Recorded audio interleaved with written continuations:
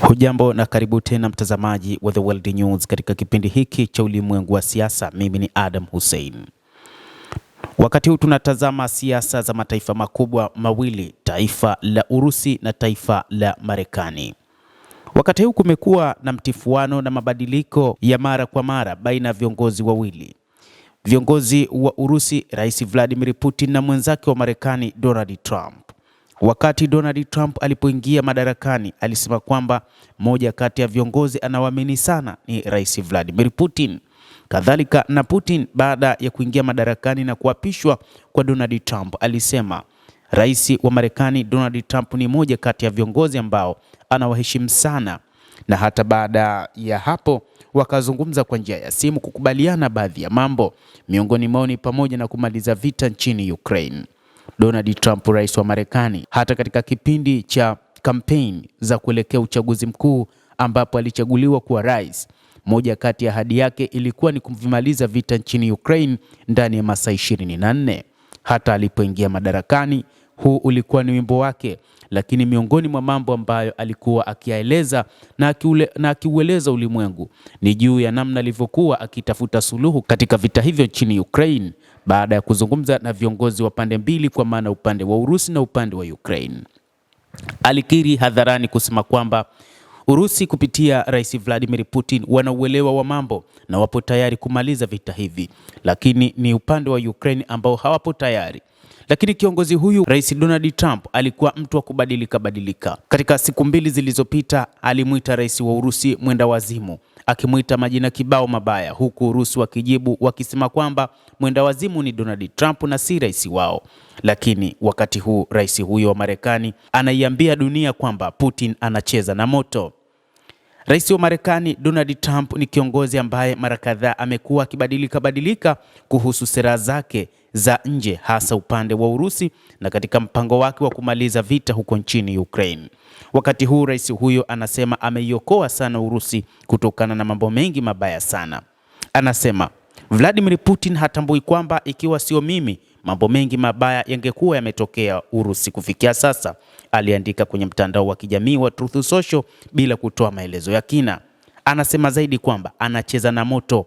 Trump alisema siku moja kabla na baada ya siku tatu za mashambulizi makubwa ya makombora ya Urusi na ndege zisizokuwa na rubani katika miji ya Ukraine ambayo imeua raia karibia 12, rais wa Marekani alimkosoa vikali Vladimir Putin, ambaye Trump alisema amekuwa mwenda wazimu kwa kuua watu kiholela.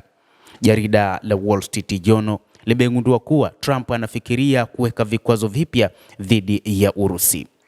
Ikulu ya Urusi ilisema Trump anaendeshwa na hisia, na wakati huu akimuita rais wa Urusi Vladimir Putin kwamba ni mwenda wazimu, huenda wazimu akawa nao yeye, kwa sababu amekuwa akitoa matamko ambayo hayana mshikamano, mara azungumze hili mara aje na hili. Hili ni moja kati ya mambo ambayo yanamfanya bwana Donald Trump kutokuwa na msimamo dhidi ya Urusi na kushindwa kumaliza vita hivyo. Inadaiwa kwamba katika siku zijazo huenda akawa na mazungumzo kati yake yeye, rais wa Urusi Vladimir Putin pamoja na Zelensky, na mkutano wao huenda ukafanyika Geneva nchini Uswisi katika kuzungumzia suala la kumaliza vita.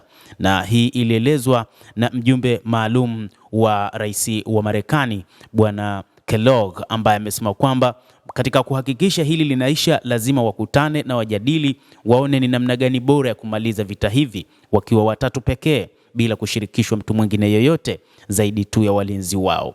Lakini hili nalo, kutokana na kauli hizi, huenda likawa gumu pia, kwa sababu rais wa Urusi Vladimir Putin, moja kati ya watu ambao wako makini sana ni pamoja na yeye. Putin aliwahi kuzungumza katika siku za nyuma wakati anaanzisha operesheni hii ya kijeshi, akisema kwamba Urusi kwanza ilimeshajiandaa kwa muda mrefu kwa ajili ya mapambano dhidi ya mataifa ya NATO pamoja na Marekani. Lakini pili, Urusi ni taifa ambalo halihofii chochote na hakuna yeyote ambaye anaweza akawagusa, kutokana na imani yake bwana Putin kwamba wana jeshi la kutosha, wana silaha nzito za kisasa na za kutosha, lakini pia wana ari ya mapambano.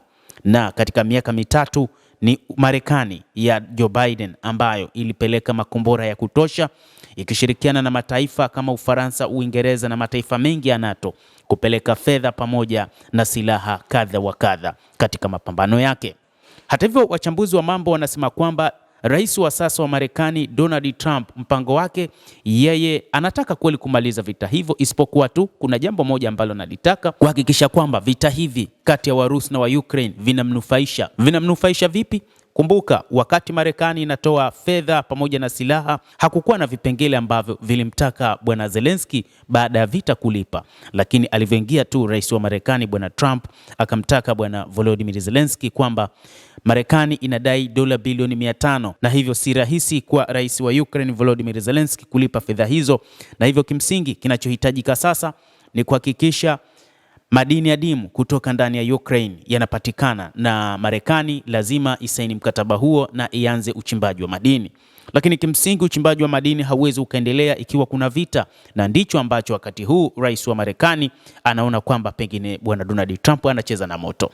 Kwa hivyo kwa ufupi tu ni kwamba rais wa Marekani Donald Trump, moja kati ya vitu anajali ni faida, na hata katika mgogoro wa Mashariki ya Kati, moja kati ya vitu ambavyo anavitazama ni namna gani atapata faida kutokana na mgogoro huo.